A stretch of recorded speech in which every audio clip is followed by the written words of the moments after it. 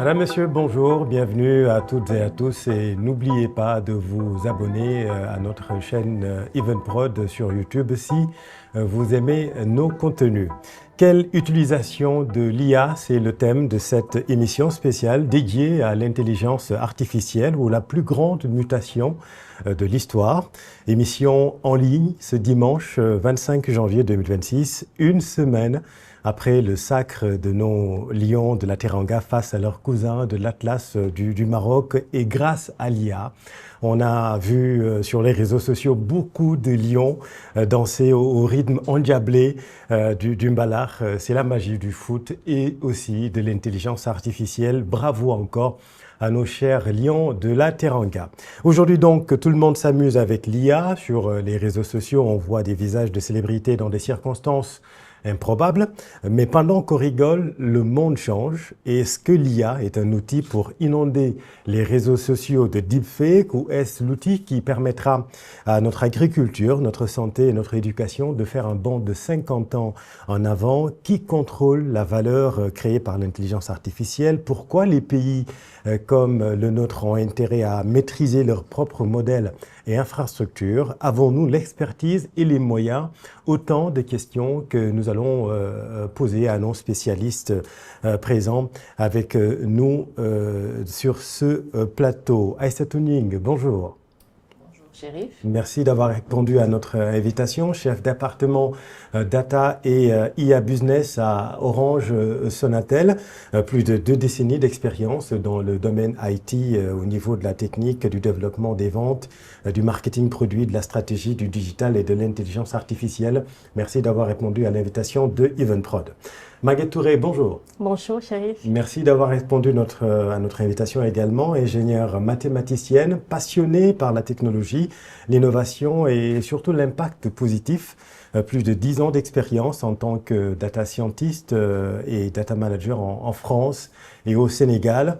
Directrice technique de DataBiz, vous aidez les professionnels et les entreprises à développer des compétences et outils nécessaires pour exploiter l'intelligence artificielle, la prise de décision basée sur les données et l'innovation, le data-driven comme on dit.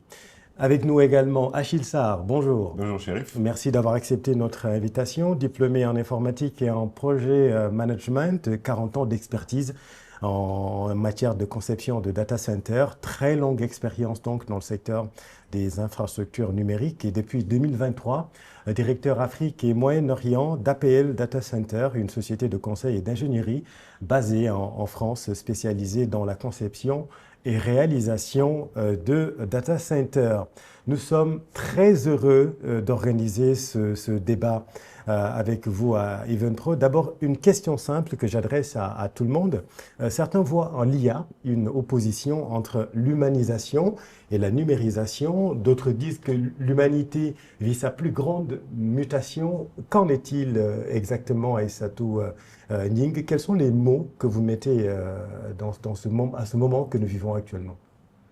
Merci Chérif pour la question. Tout d'abord, donc bonjour à tous et bravo également à nos Lions pour cette belle victoire à la CAN. C'est, on va dire, une grande fierté et beaucoup d'émotions, je pense, pour tous les pays. Absolument. Donc merci pour la question.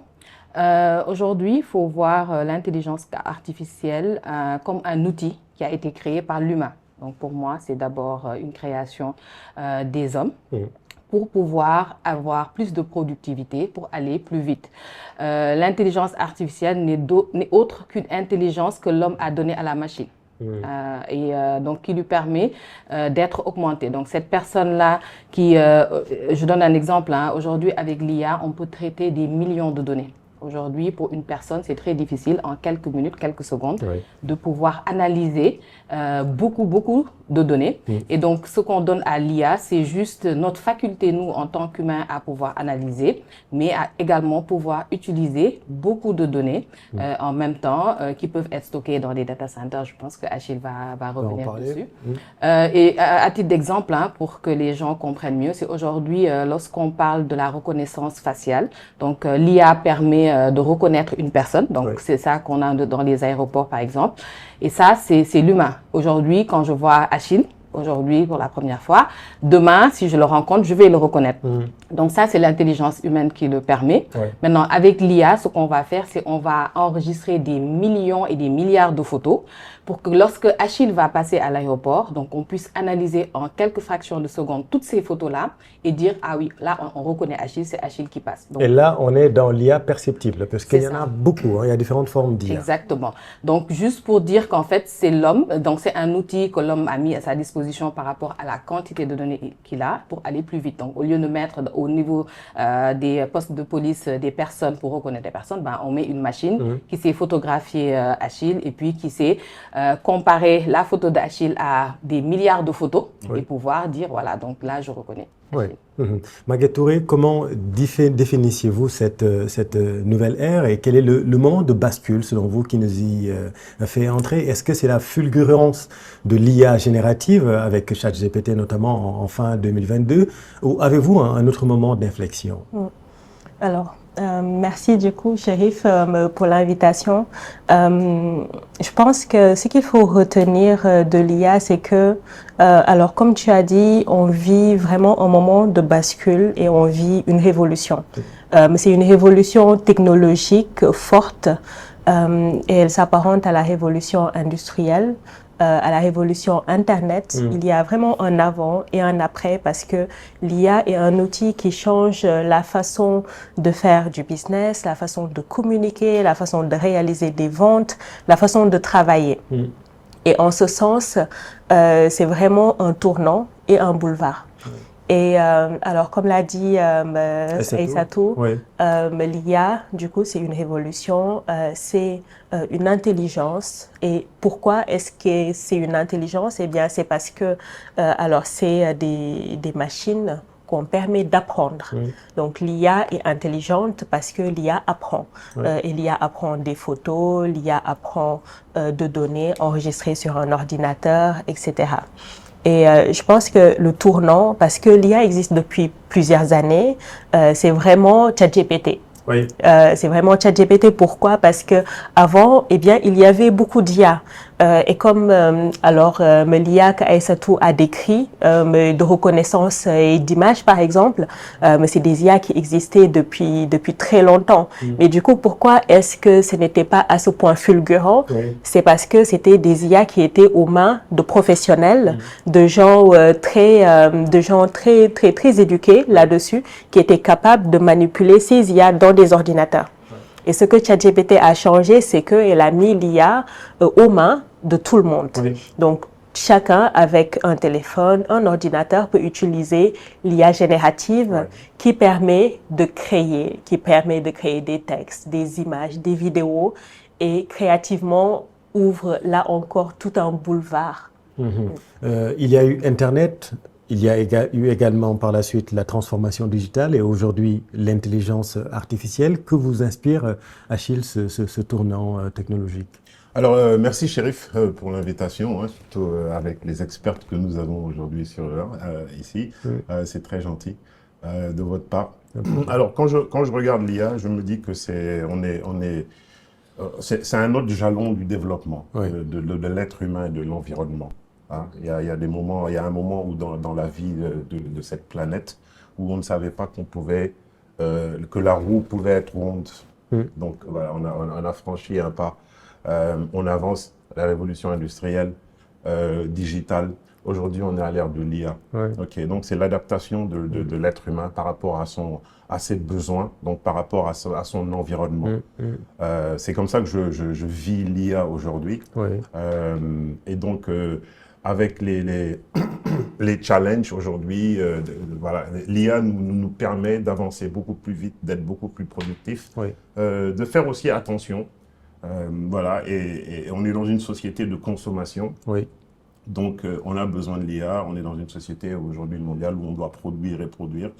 Et on a vu différentes formes d'IA, de reconnaissance faciale, de reconnaissance digitale, de tout genre de reconnaissance. De faire aussi attention, vous avez parfaitement raison, parce que autant elle suscite beaucoup d'enthousiasme, mais aussi d'angoisse pour le monde du travail notamment. On va entrer maintenant dans le vif du sujet et j'aimerais parler de ce déséquilibre de l'innovation que l'Afrique vit et subie. Pourquoi nos pays ont-ils intérêt à maîtriser leur propre modèle et infrastructure, Aïssatou Gningue? En fait, parce qu'aujourd'hui, une souveraineté numérique, c'est d'abord la maîtrise de ces données, la maîtrise des modèles qu'on applique sur ces données et la maîtrise de l'infrastructure, évidemment. Pourquoi nous devons maîtriser nos données? Parce qu'en fait, aujourd'hui, on a beaucoup de données que nous générons. Donc, à travers l'utilisation des applications, à travers les appels téléphoniques, à travers nos transactions bancaires, ces données-là ne sont pas neutres. Utiliser, par exemple, des modèles étrangers qui utilisent nos données-là, c'est nous faire influencer par ces personnes-là qui ont créé ces modèles à partir de nos données. Et c'est pas... Donc, utiliser également ces algorithmes donc, qui viennent d'ailleurs, c'est non seulement nous faire influencer, mais c'est parfois ne pas prendre des bonnes décisions. Parce qu'en fait, les algorithmes ont été créés sur la base d'autres valeurs qui ne sont pas les nôtres, avec d'autres réalités, on va dire, économiques et sociales. Donc, c'est important que nous ayons nos propres modèles pour pouvoir avoir une IA qui répond à nos problématiques. Et également à nos besoins en local. Pour les entreprises également, c'est avoir des IA qui vont leur permettre de mieux connaître leur contexte, on va dire, de marché local, de pouvoir faire face à la fraude. On n'a pas les mêmes types de fraude, par exemple, en Europe ou en Afrique. Donc vraiment, c'est maîtriser ces modèles-là pour pouvoir répondre à nos problématiques. Maîtriser ces données pour qu'on n'ait pas une influence externe, une influence, on va dire, négative. Et c'est également... De l'ingérence. De l'ingérence, justement. Et donc, maîtriser ces données-là, c'est également les stocker en local. C'est pour de la sécurité. Il y va de la sécurité nationale. Parce que, comme je dis, toutes ces données-là, donc, mises à la disposition d'autres personnes, non seulement, en plus de l'influence, on peut avoir donc des déviations de nos économies, de nos comportements liés aux modèles qu'ils vont nous envoyer. Donc, données et IA sont étroitement liées, Maguette Touré, et donc c'est dangereux de ne dépendre que des IA américaines et chinoises. Tout à fait. Eh bien, les IA sont alimentées par les données. Il n'existe pas d'IA sans auparavant avoir des données. Donc, c'est justement les données qui permettent d'entraîner les IA et de les amener à un niveau supérieur. Et ce qu'on risque en laissant nos données à d'autres, eh bien, c'est de les laisser, eux, créer des modèles qui comprennent nos données et donc nous-mêmes. Donc, imaginons si une entreprise étrangère eh bien, a toutes les données de transport, de communication de personnes et c'est, par exemple, eh ben, moi, où est-ce que je vais, qui je contacte, qu'est-ce que j'achète, eh bien, cette entreprise-là pourra me cibler, me vendre plus de choses. Et il ne faudrait pas que cette intelligence, cette connaissance-là aille à d'autres, mais qu'elle reste à notre pays parce que une entreprise locale peut aussi utiliser ces données-là, mieux comprendre alors les consommateurs du Sénégal et leur proposer plus de choses. Donc économiquement, il y a quelque chose qu'on laisse partir en laissant partir nos données et en ne les contrôlant pas et en ne les analysant pas aussi, eh bien on laisse passer beaucoup d'argent et une économie alternative. Oui, et ça répond à la question préliminaire, à savoir qui contrôle la valeur créée par l'IA, d'une certaine façon. Achille Sarr, la donnée, c'est donc l'or noir, donc qu'il faudra raffiner ici. Ben voilà, la donnée, c'est l'or, en fait. Et qu'est-ce qui se passe aujourd'hui quand on parle donc de risque? On a un peu parlé, Aïssatou a parlé de ce qu'on appelle la fracture numérique, c'est-à-dire quand un peuple est entraîné et utilise des applications à des comportements qui sont générés par un autre peuple. Donc déjà là, on a un challenge d'identité déjà.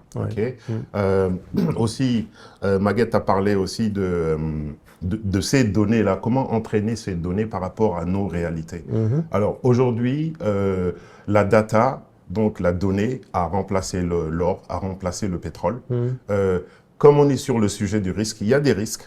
Il y a des risques, ça peut être des risques politiques d'utilisation de données par rapport à certaines, ça peut être dans les élections, ça peut entraîner de la discrimination, ça peut ne pas rendre inclusif. Donc voilà, ça ce sont des risques. Et puis qu'est-ce qu'on apprend aujourd'hui? Donc on revient tout le temps à cette identité. On a parlé de cybersécurité. Oui. En effet, cette donnée, Oui. il va falloir la collecter, la transporter et la stocker, et donc dans les data centers, Oui. et la protéger et lui donner une valeur pour comment l'utiliser aussi, dire aux gens comment utiliser cette donnée. Oui. Je pense que en termes de risques, qui sont aussi des opportunités de développement pour le continent. Oui.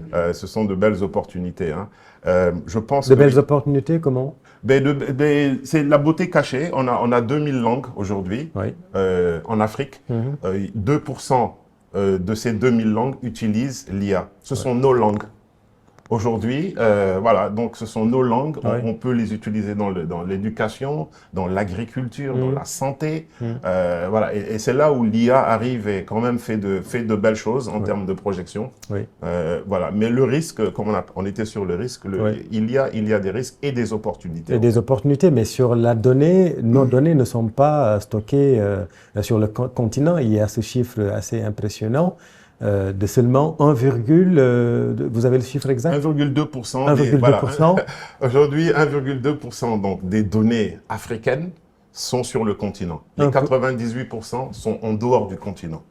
Okay, donc toute l'Afrique? Oui, toute l'Afrique en termes de data center, en termes de centres de données. Alors, j'aimerais préciser que moi, je travaille dans le milieu des data centers et c'est important dans un débat aussi technique que ça, d'expliquer un peu c'est quoi un data center. Alors, un data center, c'est un immeuble dans lequel on va stocker des serveurs. Oui. Donc, tout ce qu'on a comme données, WhatsApp, Netflix, toutes les données sont stockées dans un endroit qu'on appelle un data center, qui fonctionne comme un frigo. Donc, qui a besoin d'électricité et qui a besoin d'eau. Aujourd'hui, le data center, comment moi je le vis, c'est le grenier. Voilà, là où on a la nourriture. Et comme je dis souvent, c'est pas intéressant si ton grenier est chez le voisin. Bien sûr. Donc c'est le voisin qui va tout réguler, d'où la fracture numérique. Notre grenier est chez le voisin, nos 98% de données sont chez le voisin. Voilà. Donc c'est aussi important d'avoir les infrastructures qu'il nous faut. Oui. On ne fait pas la course, on ne se compare pas aux États-Unis, en Chine. On n'a pas commencé en même temps. Oui. En termes d'histoire, on n'a pas eu les mêmes histoires. Oui. En termes de passé, on n'a pas les mêmes influences. On n'a pas donc les mêmes réalités. Oui. Voilà. On va reparler des infrastructures et de la sécurité, parce que c'est aussi un point extrêmement important. Aujourd'hui, tout le monde s'accorde à dire, et surtout, qu'il y a une différence entre utiliser l'IA et en faire un avantage compétitif. Comment passer de l'expérimentation au business? Je pense que c'est un peu votre cœur de métier. Oui. Aujourd'hui, c'est vrai que la plupart des gens découvrent l'IA via le divertissement. Absolument. Donc, la création de vidéos, d'images humoristiques. Et de lions qui dansent. Exactement. De la Coupe d'Afrique. Effectivement. Et c'est très bien fait d'ailleurs. Oui, oui. Et pour moi, c'est très bien parce que ça permet d'acculturer les gens, que les gens touchent l'IA. Et c'est de la créativité également derrière. Moi, quand je regarde tout ça, voilà, pour moi, c'est de la créativité. Les bébés qui dansent. Derrière, voilà. exactement, au son de Youssou N'Dour, etc. Absolument. Ouais. Donc, ça permet de l'acculturation, mais par contre, voilà, ça ne crée pas de la valeur économique. Et pour moi, la transformation va passer par la sensibilisation, comme ce que nous sommes en train de faire aujourd'hui, mais également c'est l'initiation au niveau des universités, au niveau des écoles. Donc, pour moi, les élèves devraient être initiés aux assistants IA qui vont leur permettre de créer des activités lucratives. Typiquement, on a des assistants aujourd'hui qui vont vous permettre de créer des sites web sans avoir besoin d'être un ingénieur informatique, voilà, d'avoir une expertise ou bien d'investir. Donc, c'est très tôt, il faut qu'on fasse comprendre aux jeunes qu'aujourd'hui, avec l'IA, ils peuvent créer beaucoup d'activités. Donc, par exemple, quelqu'un qui va maîtriser un assistant de création de site web peut créer sa petite PME et créer des sites web pour le boutiquier, pour les salons qui sont dans le quartier et donc se faire un peu d'argent. Et après étendre, on va dire, cette activité-là. On peut créer des logos, comme on crée des lions, on peut créer des logos pour des entreprises. On peut faire des documents de projets stratégiques même pour les entreprises sans être expert. Donc tout ça en maîtrisant quelques assistants. Donc c'est sensibiliser et également initier. Mais c'est pas gratuit ça, non? C'est pas gratuit. C'est pas gratuit, mais aujourd'hui, bon, et de plus en plus, ça coûte de moins en moins cher. Mais en fait, c'est les initiés qui savent qu'avec l'IA, on peut faire ça, mais ce n'est pas des gros investissements. Aujourd'hui, pour être ingénieur informatique, il faut apprendre pendant 4 ou 5 ans. Après, il faut ouvrir sa boîte, etc. Mais là, tout de suite, en quelques jours, quelques heures même, je peux maîtriser un assistant et ouvrir ma boîte et commencer à me faire de l'argent. Donc, ce n'est pas un gros investissement. Donc, le ROI, donc le retour sur investissement, il est garanti. Et puisque les jeunes, en Afrique, on a beaucoup de jeunes qui sont très créatifs. Absolument. Donc, je pense que sky is the limit. Donc, ça veut dire qu'il y a vraiment un boulevard pour pouvoir créer des activités lucratives grâce à l'IA. C'est-à-dire aujourd'hui, on peut accélérer la croissance, donc créer son entreprise et gagner de l'argent. C'est facile à dire comme ça, mais comment concrètement, Maguette Touré? Eh bien, comment je pense que l'IA a 2 promesses. La première promesse, c'est la promesse de la productivité. Donc, quelle que soit son activité, l'IA nous permet d'aller plus vite, d'être plus efficace. Donc, quand on fait de la rédaction, par exemple, ça peut nous donner beaucoup d'idées de rédaction. Quand on crée des sites, par exemple, ça peut nous donner beaucoup d'idées de quoi améliorer. Donc, ça, c'est la productivité. Et la deuxième promesse, c'est la création de valeur et c'est l'innovation. Et c'est justement de ça, du coup, je pense, dont Aïssatou parle.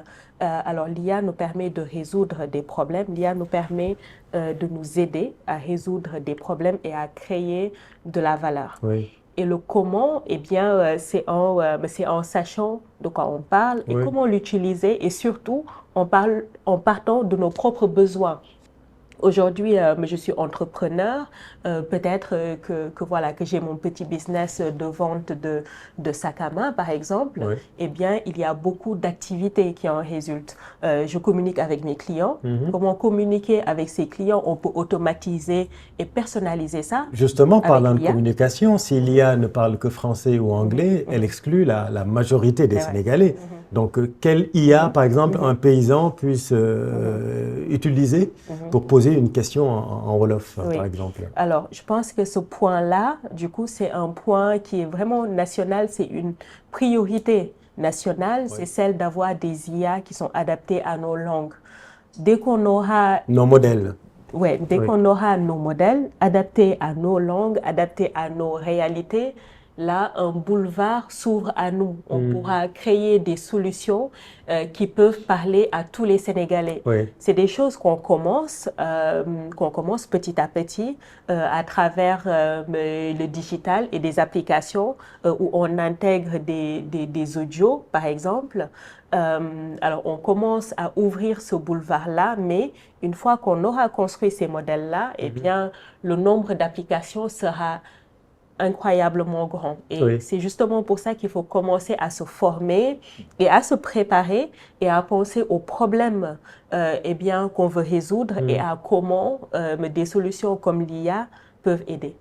Est-ce qu'il y a des références en Afrique? Par exemple, quelle industrie a mieux saisi vraiment cette portée de l'IA? Alors, c'est intéressant, parce que là, vous avez parlé d'agriculture. Et donc, j'aimerais un peu rebondir sur l'agriculture parce que c'est quand même important. C'est un sujet très important. Quand on regarde qu'aujourd'hui, en Afrique, l'Afrique a 60% des terres arables dans ce monde. L'Afrique, 60%, c'est beaucoup. Pour le paysan sénégalais, justement, sur l'application que va inventer Maguette bientôt pour le paysan sénégalais, j'espère bien, ça va signifier beaucoup de choses. Qu'est-ce que ça va signifier? Aujourd'hui, là où on en est pour l'agriculteur, alors, déjà, challenge d'irrigation, challenge de détection des maladies. Challenge de savoir quelle est la parcelle de sa terre qui produit le plus. Le climat. Donc, grâce à l'IA, l'IA va nous projeter dans une zone où on pourra faire de la prédiction. L'IA est déjà utilisée justement quand on va en Côte d'Ivoire, et j'ai oublié le nom de la compagnie que j'aurais vraiment fait référence à. Ils ont des drones, et donc les drones vont aller au-dessus du champ et vont commencer à voir, ah mais là ça pousse pas trop bien, là ça pousse mieux, là il y a trop d'eau. Donc en termes de logistique aussi. Donc voilà quelque chose que l'IA amène quand on parle d'agriculture. Mais bien sûr, On peut faire, voilà, il y a plein d'autres secteurs qui sont nos secteurs principaux et communs en Afrique. Quand on parle donc du gouvernement, de l'administration, pas le gouvernement, de l'administration, de la santé, de l'éducation, des startups. Donc voilà des sujets qui sont aujourd'hui touchés par l'IA et qui sont touchés et qui vont être améliorés grâce à l'IA. Aujourd'hui, que l'on soit une start-up ou une scale-up, il faut avoir son modèle IA. Est-ce que c'est un peu ce que vous dites, Aïssa Tuning? C'est-à-dire aujourd'hui, si je prends une entreprise comme Evenprod, en quoi l'IA, par exemple, pourrait accélérer la croissance de cette boîte? En fait, aujourd'hui, on n'est pas obligé d'avoir notre cœur, on va dire, notre moteur personnel IA. Les grands groupes comme NVIDIA, donc OpenAI, ont aujourd'hui des modules qui peuvent être utilisés et adaptés donc, à nos réalités. Tout à l'heure, je demandais, donc, rien que pour la transcription, je disais pour Evenprod, l'IA pourrait permettre de transcrire directement les séries. Et donc, là, le problème de la langue va se poser parce que nos séries, par exemple, sont en Wolof.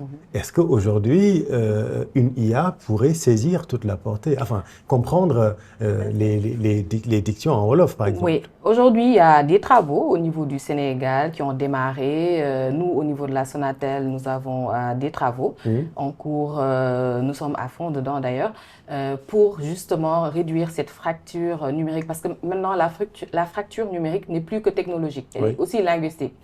Et donc, il faut développer des assistants vocaux qui vont permettre aux Sénégalais de pouvoir faire leurs transactions, de pouvoir faire des transferts, de pouvoir demander des informations directement en vocal et dans leur langue locale. Et donc ça, il y a des travaux. En Wolof, par exemple. En Wolof, c'est la langue en Sérère, véhiculaire voilà, majoritaire. exactement, en franc Wolof. Voilà, donc ça, il y a des travaux en cours et voilà, très prochainement, vous verrez donc beaucoup d'assistants vocaux dans ce sens-là. Et les entreprises aussi vont utiliser, on va dire, cette IA-là pour pouvoir parler à leurs clients. Pour pouvoir avoir des services clients 24 heures sur 24 et sur tout l'étendue du territoire. Donc, moi, je peux être, je n'ai plus besoin d'être assistée lorsque je suis au fin fond voilà, du Sénégal pour pouvoir demander un service, pour pouvoir faire ma transaction via mon iPhone. Donc, c'est des solutions qui aujourd'hui sont naissantes. Bien sûr. Bon, on a la problématique des données. Comme je disais tout à l'heure, en Afrique, le problème de nos langues, c'est vraiment les données. Nous n'avons pas beaucoup de données audio transcrites dans nos langues en local, mais les gens y travaillent. On fait des enregistrements, et on fait de la transcription pour pouvoir avoir beaucoup de données et entraîner ces modèles-là. Mais d'ici peu de temps, on va voir qu'il y aura une explosion. Donc, pour revenir un peu sur les usages par rapport à l'agriculture, au Sénégal également, il y a des sociétés, il y a Tolbi, il y a Sotilma qui utilisent des solutions IA, d'irrigation intelligente, etc. Donc, et ces gens-là, ils travaillent parfois avec des personnes peut-être qui sont peu alphabétisées, donc ont besoin d'intégrer également des assistants vocaux dans leurs solutions. Donc, il y a beaucoup de jeunes aujourd'hui au Sénégal qui travaillent sur ces domaine-là. Et des entreprises comme Sonatel, c'est vocaliser, on va dire, les interfaces, nos applications comme Maxit, ou bien nos chatbots. Aujourd'hui, on a un chatbot sur WhatsApp. L'idée, c'est de le vocaliser et que les gens puissent interagir en vocal dans leur langue et puissent être répondus également dans leur langue par le bot grâce à l'IA.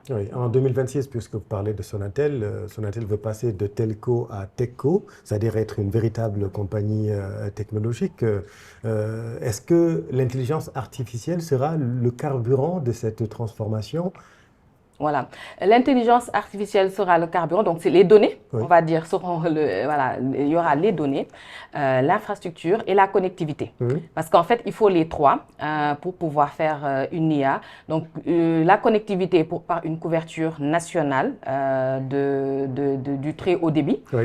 Également, l'infrastructure. Nous avons des data centers qui sont de dernière génération. Et également, la mise à disposition donc, de solutions, on va dire, d'IA. On travaille avec l'État dans le cadre de la stratégie de l'IA, parce qu'il y a une stratégie nationale IA et données dans tout ce qui est open data pour accompagner l'État dans ce sens-là. Et Sonatel ne se limite pas également à son corps de métier pour accompagner l'écosystème local. Aujourd'hui, nous pensons que nous devons être un catalyseur. Et pour ça, ce qu'on fait, c'est on met à disposition déjà de l'expertise aux PME via notre école de codage gratuit, Orange Digital Center, qui accueille près de 200, on va dire, étudiants par année, qui leur permet de monter dans les domaines de l'IA, de la cybersécurité, du digital, et également à travers l'incubation. Donc chaque année, on incube environ une dizaine de startups. On leur met à disposition des experts en marketing, en finance pour structurer leur startup et développer. Donc, et pendant ces mois-là, donc, ils sont aidés également financièrement pour pouvoir se concentrer sur leur idée. Et nous avons également un véhicule d'investissement pour investir dans ces startups-là, surtout ces startups qui utilisent ces technologies-là, et les aider donc dans leur stratégie de développement national et international. Sonatel qui risque d'être concurrencé pour la première fois sur les infrastructures avec l'arrivée annoncée de Starlink. La connectivité reste quand même un grand défi au Sénégal. Cette information annoncée serait une bonne nouvelle, non ? Alors, il faudrait voir donc comment est-ce que les personnes qui sont les plus reculées vont avoir accès justement à des meilleurs coûts, parce que ça aussi, je pense, dans les zones reculées, c'est la problématique numéro un, à la connectivité. Donc, du coup, je pense que là encore, alors sur le débat de la souveraineté, il y a quelque chose de central qui se joue. Et l'accès universel qui se joue. Et pour ajouter du coup quelque chose aussi à l'intervention de tout à l'heure sur les modèles locaux, eh bien il y a quelques modèles qui sont bien capables de comprendre le Wolof, donc d'entendre le Wolof et de le traduire même en français. Des modèles IA. Des modèles IA qui existent. Alors comme par exemple Kaitou, comme par exemple Adja, de Concret, comme par exemple Awa. Mais du coup, ces modèles-là ne sont pas encore utilisés de la même façon que ChatGPT. Pourquoi? Parce qu'en fait, c'est des modèles open source qui sont eux-mêmes, en fait. Et du coup, pour les utiliser... Des modèles open source, ça veut dire quoi pour Alors, des modèles open source, ça veut dire des modèles qui n'appartiennent pas à une institution, qui n'appartiennent pas, par exemple, à un ChatGPT ou à un Google ou à un Orange. C'est des modèles qui peuvent être hébergés, par exemple, dans les serveurs de, disons, Evenprod pour faire... la transcription de tous les dialogues en Wolof et les afficher, par exemple, en français pour les spectateurs de la sous-région. Mais là aussi, le problème qui se pose, c'est le besoin de ressources très, très compétentes et très experts dans le domaine de l'IA. Parce que là, du coup, eh bien, il faudrait un ingénieur informatique ou bien mathématique pour aller prendre ce modèle-là, l'intégrer au serveur et un peu mettre en place toute la routine qui va permettre de générer ces transcriptions. Donc, du coup, vous voyez, la technologie existe, mais les façons de l'utiliser demandent quand même de l'investissement. Donc, je pense que notre pays, on est encore là. De l'investissement financier. De l'investissement financier et humain. Humain. D'entraînement. D'entraînement. Alors, vous avez parlé d'éducation tout à l'heure. Je rappelle que vous avez créé l'application Makeda. Est-ce que vous utilisez l'IA ou bien c'est grâce à l'IA que vous l'avez créée? Oui, alors c'est une question qui est très intéressante. Il y a effectivement des deux. Donc, j'ai utilisé l'IA dans tout le processus de création. Et justement, je pense que c'est un bon cas d'explication de comment est-ce qu'on peut utiliser la technologie. Parce que pour Makeda, par exemple, je suis partie d'un premier problème que je rencontre moi. Eh bien, je suis parent d'une petite fille de 6 ans. Elle apprend à lire à l'école. Je la suis aussi à la maison pour la lecture et j'ai vu à quel point la lecture est difficile. Il y a tellement de règles. Et je me suis dit, alors pourquoi pas créer un outil qui permette facilement aux parents, du coup, de bien suivre les progrès en lecture de leur enfant. Et alors, je me suis lancée dans la création de cette application. Et dès que j'ai eu cette première idée, j'ai beaucoup utilisé l'IA dans le processus d'idéation. Donc, comment est-ce qu'on pourrait, à travers la technologie ou une application, faire ça? Et du coup, l'IA m'a beaucoup aidé à créer, par exemple, des images et des audios. Par exemple, alors une bouteille, pouvoir dire que c'est une bouteille, écrire bouteille et pouvoir le lire sans avoir à tout enregistrer. Donc tout ça, du coup, l'IA a beaucoup aidé. Et là où aussi l'IA a aidé de façon centrale dans cette application éducative, c'est quand un enfant lit, quand on lui propose une phrase à lire, l'enfant s'enregistre au microphone et après, il y a une IA qui est capable de dire bravo, tu as bien lu, ou bien tu peux réessayer, je pense que le mot, alors je dis n'importe quoi, robe, tu l'as pas très bien lu, le mot, voilà, tel autre mot, n'est pas bien lu, et puis va pouvoir détecter sur quel mot, sur quelle lettre, sur quel son, l'enfant a justement des problèmes pour l'aider du coup à s'améliorer. Oui, sauf que l'IA n'est pas infaillible. Tout à fait. Aujourd'hui, tous les élèves utilisent professeur ChatGPT. Attention tout de même à l'endormissement cognitif, c'est-à-dire plus on délègue, plus on devient paresseux. Comment trouver le juste milieu? Tout à l'heure, vous parlez par exemple de la rédaction, dans notre secteur par exemple, c'est-à-dire il faut faire attention quand même à l'endormissement cognitif. Comment trouver ce juste milieu? Oui, je pense que c'est une question qui est très centrale parce que les professeurs actuellement, les enseignants ont beaucoup de soucis. Bien sûr. Aux examens, pour les devoirs, de plus en plus d'élèves utilisent l'IA. Et alors, qu'est-ce qu'il faut faire? Je pense qu'il faut retourner à l'essentiel et à ce qu'on apprend toujours à l'école, c'est garder l'esprit critique parce que justement, l'IA, comme du coup, tu l'as dit, M. Cherif, fait des erreurs. Absolument. Donc, comment détecter les erreurs? Comment détecter les deepfakes? C'est en ayant l'esprit critique et c'est en sachant, alors je pose une question, mais je vais être toujours dans l'évaluation. Absolument. Et alors, notre génération a vécu avec Internet. Donc, quand il y a eu aussi Internet, on a eu accès à une technologie nouvelle. Tout à fait. On est allé plus vite pour chercher des informations. Mais là aussi, il a fallu toujours aller vérifier les sources. Absolument. Et je pense que tous les jeunes devraient être aussi ramenés à ça. Aller vérifier les sources, aller chercher. Et aussi, qu'on les éduque à ne pas utiliser l'IA et la technologie pour tricher, pour avoir juste des réponses à leurs devoirs ou bien à leurs examens, mais pour comprendre. Et dès qu'il y aura ce shift-là de mindset, ils vont être beaucoup plus performants et ce n'est que positif. Oui. Alors, Achille, on ne peut pas faire d'IA sans ces data centers. On observe de plus en plus en Afrique une volonté de rapatrier les données nationales. Nos infrastructures sont-elles prêtes pour les données critiques, selon vous, Achille? Ça vous fait sourire? Ça, c'est une grande question, ça. Il faudrait comprendre déjà que voilà, tout ce qui est utilisation de l'IA, c'est lié au data center, c'est lié aux appareils mobiles, c'est lié à l'Internet. Donc donc tout ça, c'est lié.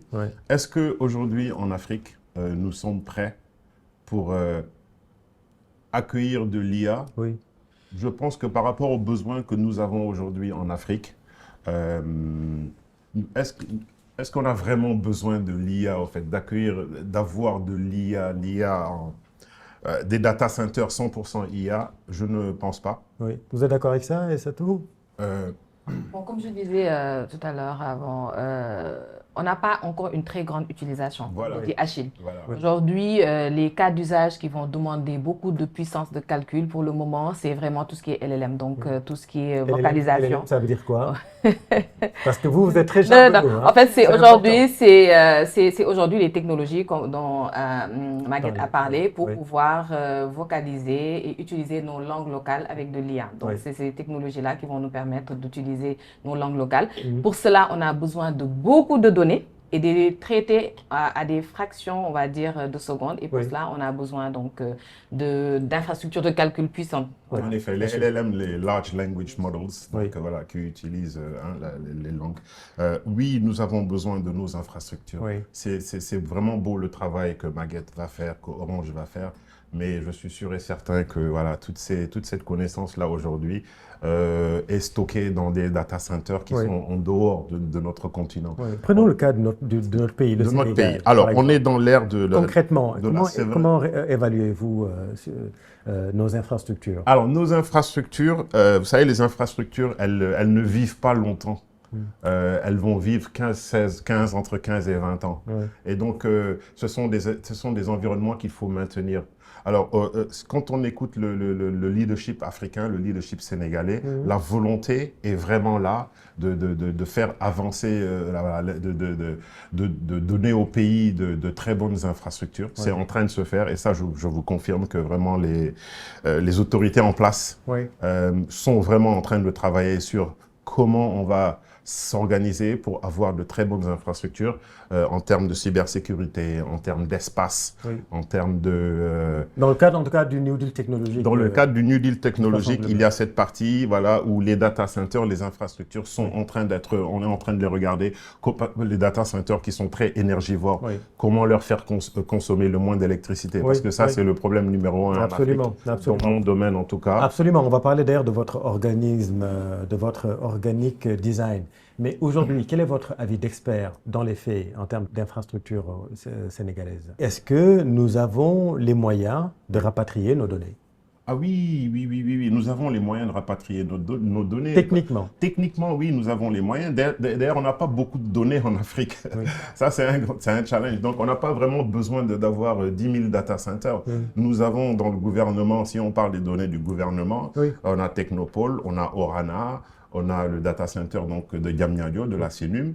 Nous avons l'espace qu'il faut, nous avons les infrastructures qu'il faut pour vraiment garder les données, rendre les données souveraines et rendre le pays plus souverain. Parce que c'est quoi la souveraineté? C'est de pouvoir manager ses propres infrastructures au bénéfice du peuple.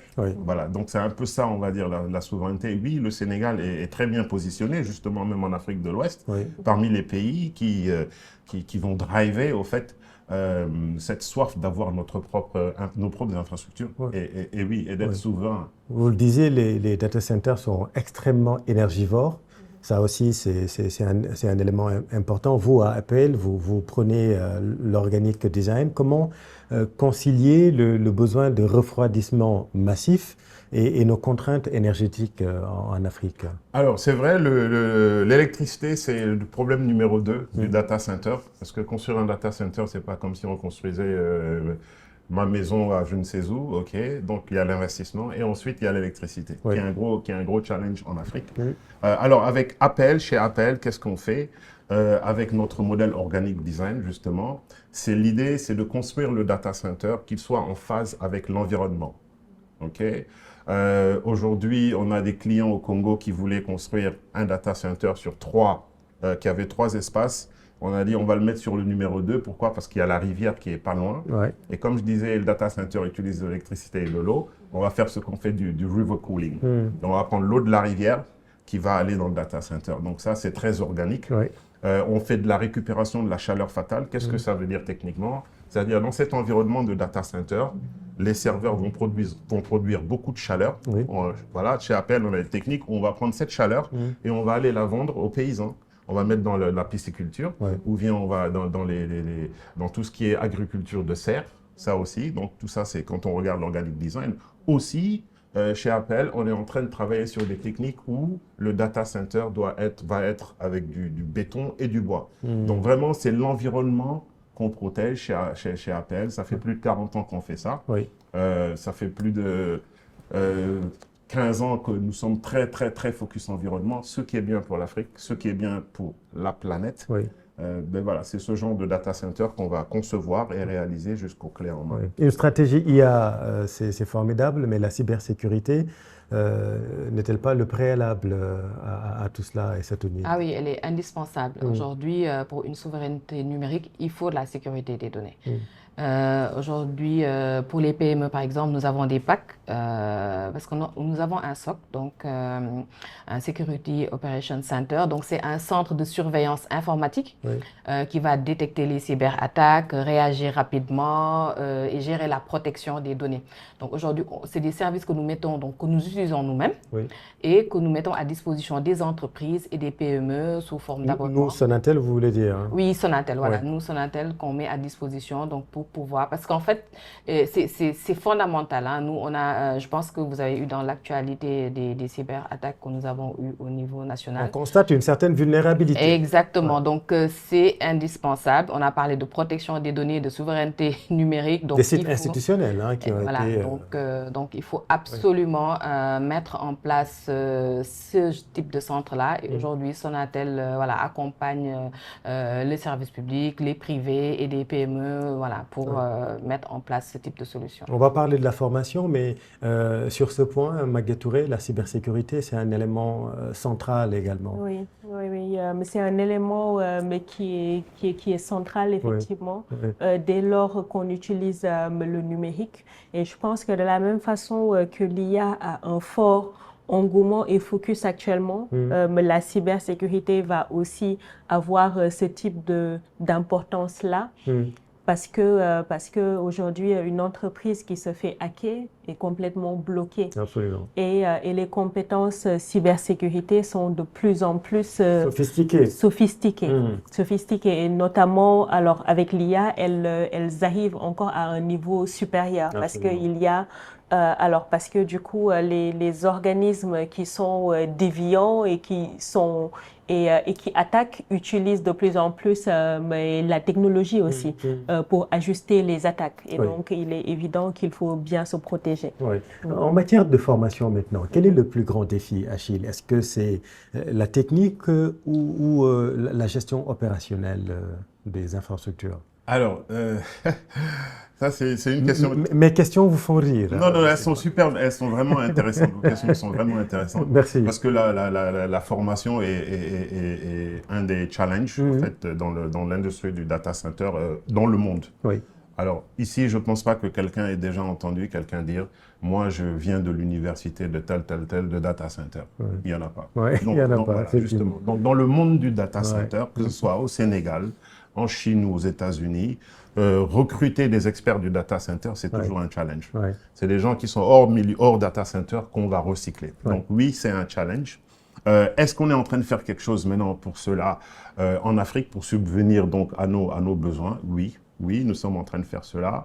Il y a plusieurs associations, comme il y a une association qui s'appelle ADCA, Africa Data Center Association, qui, où nous on fait partie de cette association, où on va aller dans des universités, on va parler de data center, on va parler de cybersécurité, parce que si je ne me trompe, il y a la convention de Malabo qui n'a pas beaucoup été signée, pas signé par beaucoup de pays, justement en termes de cybersécurité, protection de données, formation en IA, parce qu'on entend IA, je peux me former en 2 semaines, mais est-ce que je suis expert IA? Justement, est-ce qu'on en a beaucoup des experts IA? Ça coûte cher. Non, on en a... Ça coûte très cher.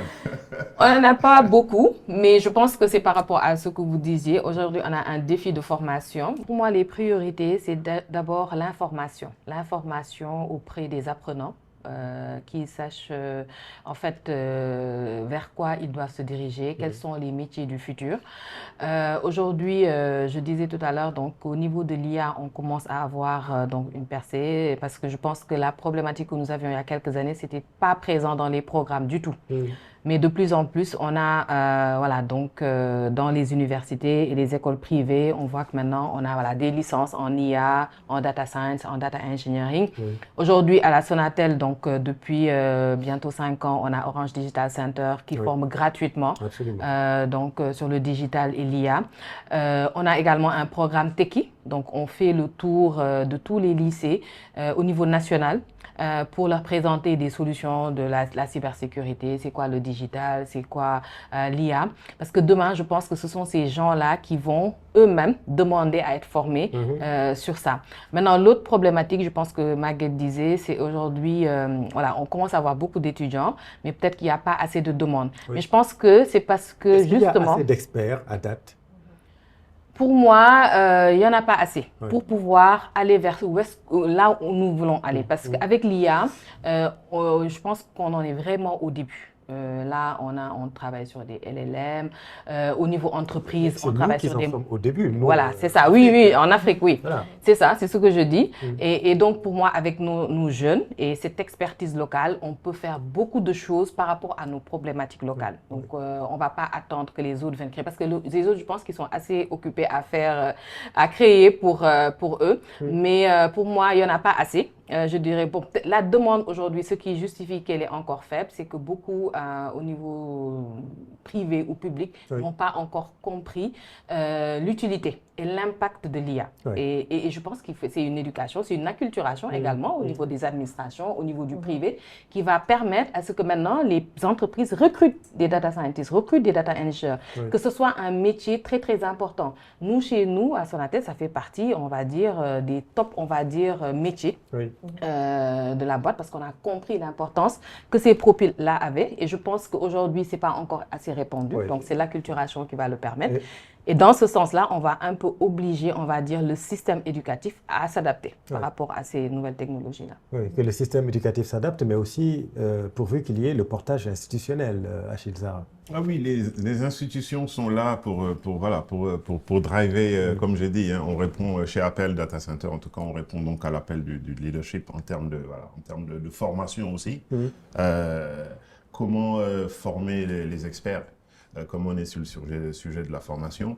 Et on a des pays comme le Sénégal qui investissent beaucoup dans tout ce qui est formation d'experts en data center, parce que ce sont des environnements qu'on doit maintenir, comment construire les bons data centers. Et n'oublions pas, nous avons l'expertise locale aussi. Voilà, d'accord, depuis que l'Internet existe, nous sommes tous connectés, mais c'est plus un échange d'écosystèmes. Parce qu'on peut être le meilleur ingénieur en France, on vous met sur un projet au Sénégal de data center. Vous êtes perdu. Eh bien, vous êtes carrément perdu.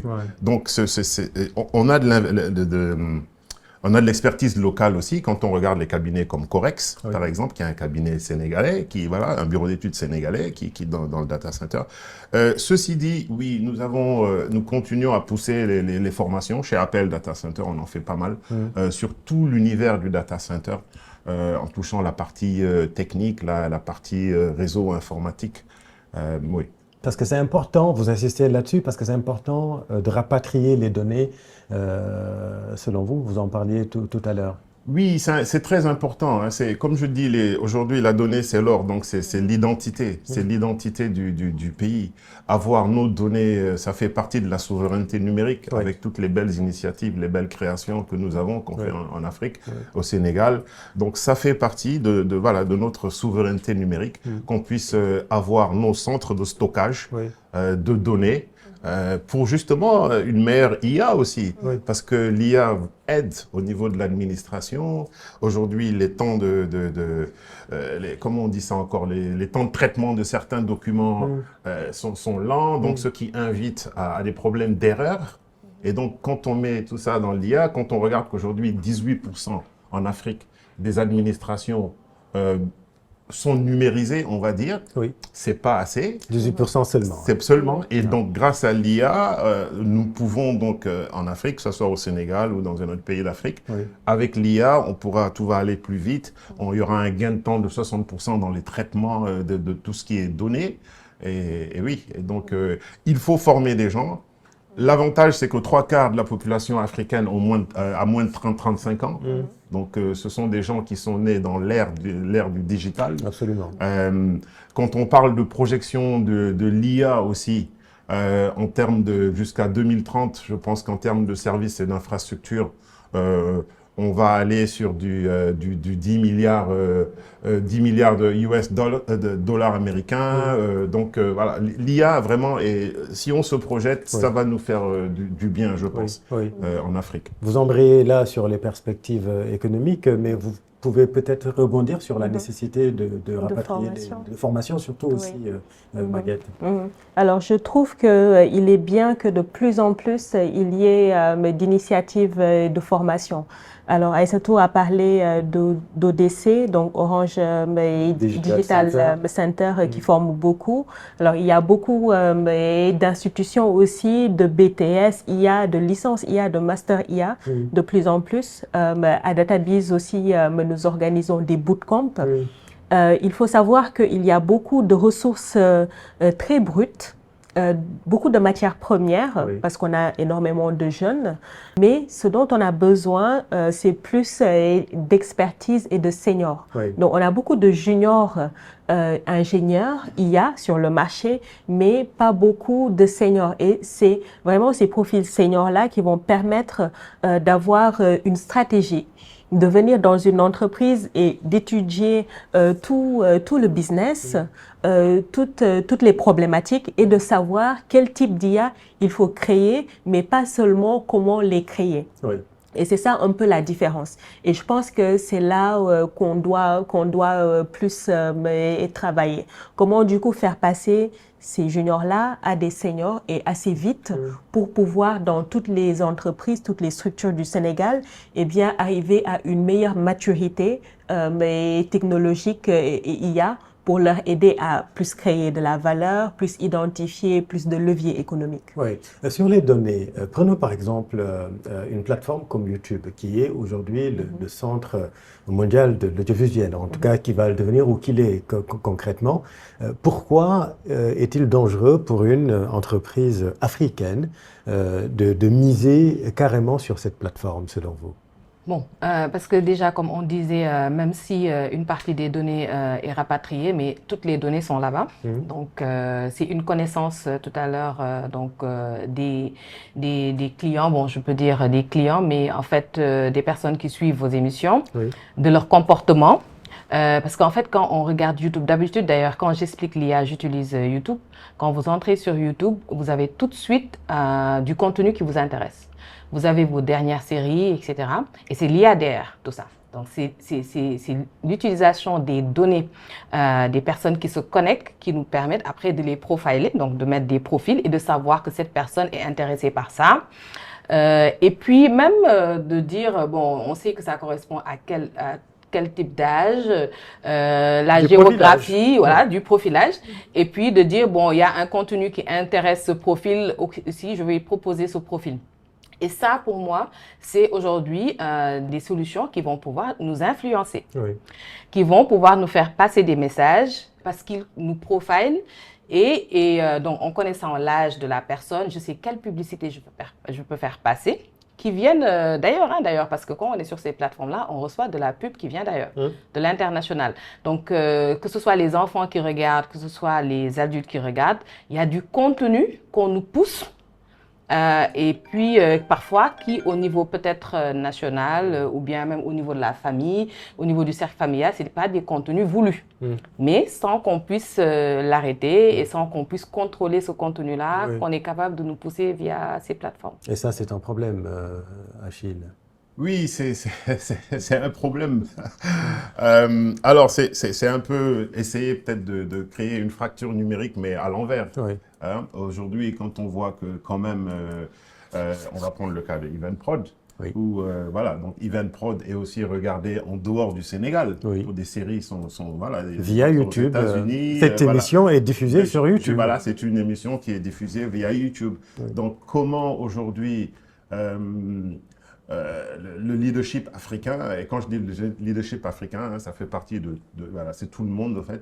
Comment à créer des contenus qui vont intéresser les autres continents, sachant que dans les projections si j'ai bien compris, jusqu'à 2030, l'Afrique pourrait capter 2,5% en fait, en termes de ROI, justement, de l'utilisation de l'IA. Comment les autres peuples s'intéressent à nous sur l'IA. Comment aujourd'hui Evenprod crée un documentaire sur le Sine Saloum qui est hébergé sur un data center sénégalais et qu'un Russe regarde et se dise « Ah, c'est intéressant, je veux aller au Sénégal ». Donc là, on a créé l'environnement qu'il faut.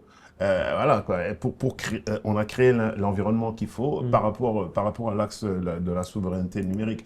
C'est ce genre d'idée qu'il faut commencer. Comment on change la fracture numérique? Parce que là, elle est bien ancrée, elle est bien installée.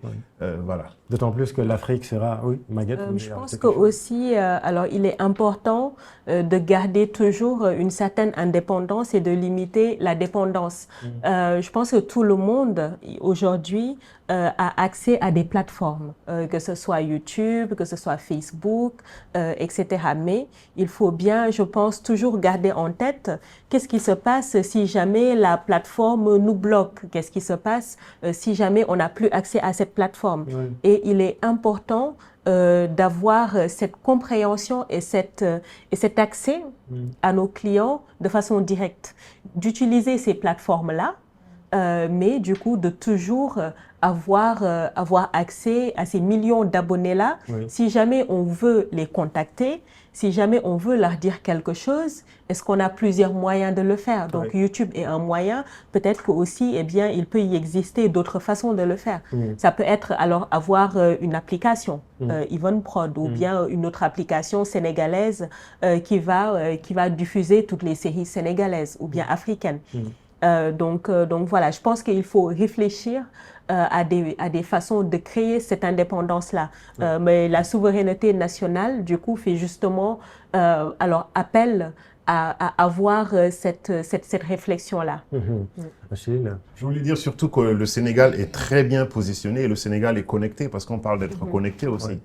Quand on parle de data center, justement, il faut être... L'Afrique déjà est connectée aux autres continents. On a quoi, 77, je pense, câbles sous-marins qui vont être connectés à l'Afrique. Et le Sénégal a accès à 4 de ces câbles sous-marins. Il y en a un 5e qui va venir, To Africa, qui va venir bientôt. Donc, point de vue connectivité, on est connecté à l'Amérique du Sud, on est connecté aux pays dans l'Afrique. Et on est connecté aussi à l'Europe et à l'Asie. Nous arrivons au terme de cette émission, mais j'aimerais faire un dernier tour de table sur les perspectives économiques de l'IA.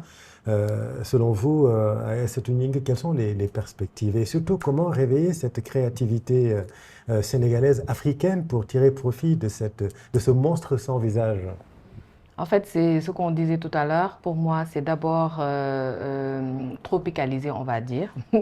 Donc, avoir une IA vraiment inclusive et utile, donc par la formation, la sensibilisation, pour être inclusive au sens utiliser des solutions qui vont permettre à la plus large population possible de pouvoir utiliser ces technologies. Parce qu'en fait, la créativité, la barrière de la technologie n'empêche pas d'être créatif. Donc, il suffit de pouvoir éduquer ces personnes à pouvoir utiliser ces outils-là dans leur langue ou bien dans la manière dont ils ont été éduqués pour pousser cette créativité-là. Nous avons beaucoup de jeunes qui sont très créatifs. Donc, cette IA inclusive, on va dire utile, va permettre au Sénégal d'être compétitif au niveau du marché africain et international. Également de créer des emplois. Aujourd'hui, l'IA va, comme l'Internet l'a fait, l'IA va permettre de créer beaucoup d'activités et donc beaucoup d'emplois pour les jeunes et donc développer notre pays. Donc c'est un levier, on va dire, de développement social et économique. Le plein emploi par l'IA, c'est rêver debout. Je trouve que c'est quelque chose qui est très réaliste et pour moi, ça dépasse même l'emploi. C'est l'entrepreneuriat que ça va permettre de développer encore plus. Donc, l'IA, en tant que technologie, va permettre alors de répondre à des problématiques, à des besoins identifiés. Et je pense que pour les jeunes aujourd'hui, eh bien, c'est ça qu'il faudrait attaquer. Donc, quel est le problème que j'observe? Quel est un problème qui qui est difficile, que je veux résoudre, et comment utiliser toutes les technologies à notre disposition, et notamment cette nouvelle technologie qui est l'IA pour le résoudre. Et je pense que lorsqu'on aura aussi des IA avec nos langues locales, ça va permettre d'encore plus adresser ce point. Il va y avoir énormément de nouveaux business, de nouveaux entrepreneurs. Surtout avec le taux de pénétration du mobile, ça va faciliter beaucoup de choses. Tout à fait. Et une des grandes forces du Sénégal, c'est d'avoir une bonne connectivité dans beaucoup de zones du territoire. Donc ça veut dire plusieurs revenus économiques qui vont passer par cette connectivité-là à travers les téléphones, les ordinateurs. Absolument, merci beaucoup. Le mot de la fin pour le mot de la fin, voilà, quand toutes ces belles choses vont être réalisées, APL sera là pour construire le mot de la fin, et lui, il fait de la prospection pour APL. Non, c'est une façon de parler, mais le plus important, c'est que de construire au fait nos infrastructures. On parlait de fracture numérique tout à l'heure, et c'est en train d'être drivé par le leadership africain. Quand on regarde même en Afrique du Nord, on commence à construire des data centers qui vont héberger des données européennes. Donc voilà, on fera la même chose en Afrique de l'Ouest. Donc voilà, contribuer vraiment à notre souveraineté numérique, avoir le data center qui est le backbone, vraiment la maison, le grenier, comme je disais tout à l'heure, de toutes ces belles choses que vous créez. En fait. Merci beaucoup, merci infiniment d'avoir répondu à l'invitation d'Even Prod. J'espère que cette émission aidera à mieux saisir les enjeux plus que stratégiques de l'intelligence artificielle. Et j'aimerais citer ces mots du professeur Abdullah Cissé: avec l'IA, tout ressemble à l'humain, sauf l'humanité. Si l'IA prédit, c'est encore la conscience qui peut choisir. Fin de citation, des mots qui font réfléchir et qui convoquent l'usage éthique de l'intelligence artificielle, car c'est aussi important. Merci à vous, restez avec nous sur Even Prod et à bientôt.